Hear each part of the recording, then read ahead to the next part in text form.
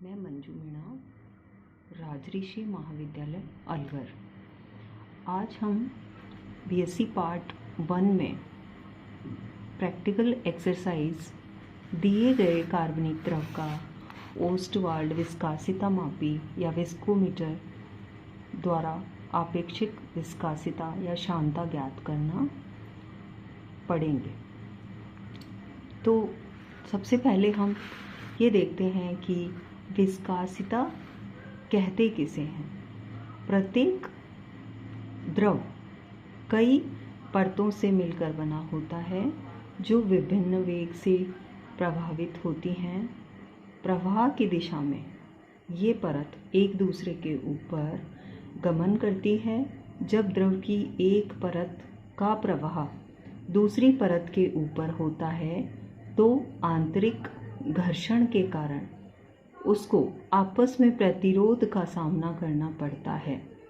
प्रवाह में प्रतिरोध एक मंदक रिटार्डिंग फोर्स उत्पन्न करता है जिसकी माप विस्कासिता कहलाती है।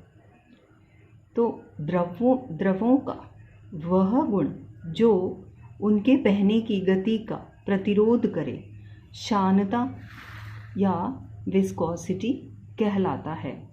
इसकी इकाई पॉइस और मिलीपॉइस होती है। तो हम एक्सरसाइज के बारे में देखते हैं कि इसको करते कैसे हैं। इसके लिए हम एक एपरेटस विस्कोमीटर यूज़ करते हैं।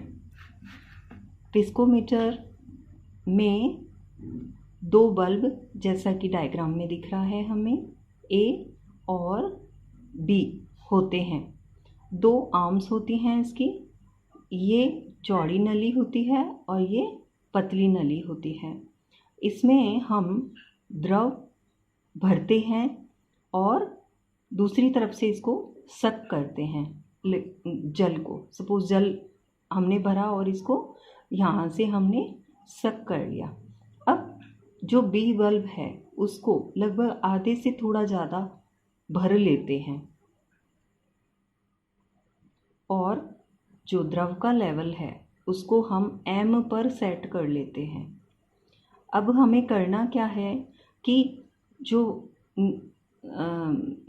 लेवल द्रव का है वो m से n तक, मतलब बल्ब खाली होने का जो टाइम है वो कैलकुलेट करना है। द्रव के लिए भी पहले हम वाटर के लिए करेंगे और उसके बाद दिए गए द्रव के लिए करेंगे। तो इस तरह से हम जो इसके लिए जो फॉर्मूला यूज़ करेंगे वो हम यूज़ करेंगे η1 अपॉन η2 बराबर T1 upon T2 D1 upon D2। तो इससे हम η2 कैलकुलेट कर लेंगे। η2 बराबर T2 D2 upon T1 D1 multiply by η1। Observation में हम लिखेंगे कमरे का ताप 30 डिग्री,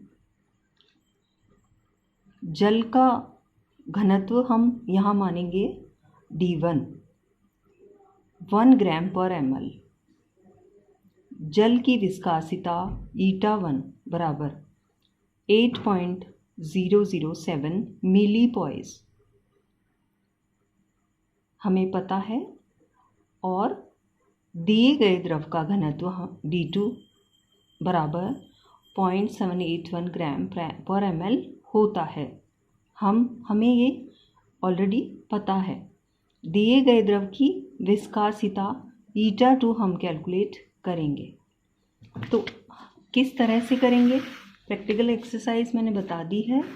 और इसके बाद हम ऑब्जर्वेशन टेबल बनाएंगे जिसमें पहले तो वाटर से रीडिंग लेनी है, मतलब वाटर से जो बल्ब m से n तक खाली होने में जो टाइम है पहले वाटर से रीडिंग लेनी है हमें। उसका एवरेज लेना है।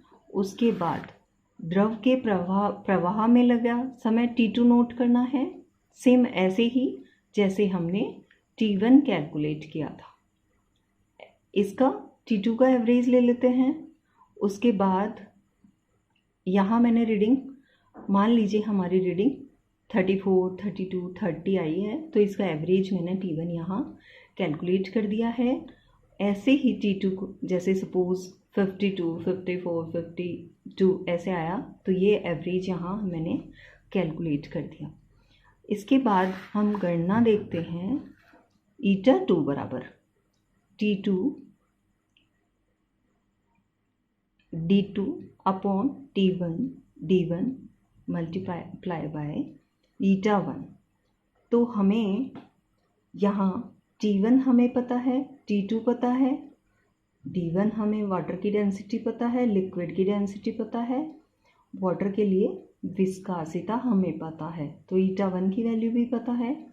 तो इस तरह से ये वैल्यूज़ पुट करके और eta2 दिए गए द्रव के लिए विस्कासिता हम निकाल सकते हैं, जो कि इन जो रीडिंग्स हैं उनके आधार पर 10.16 मिली पॉइस आती है।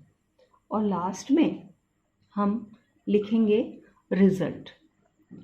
तो दिए गए द्रव की 30 डिग्री सेल्सियस पर शानता 10.16 मिली पॉइस है। Thank you.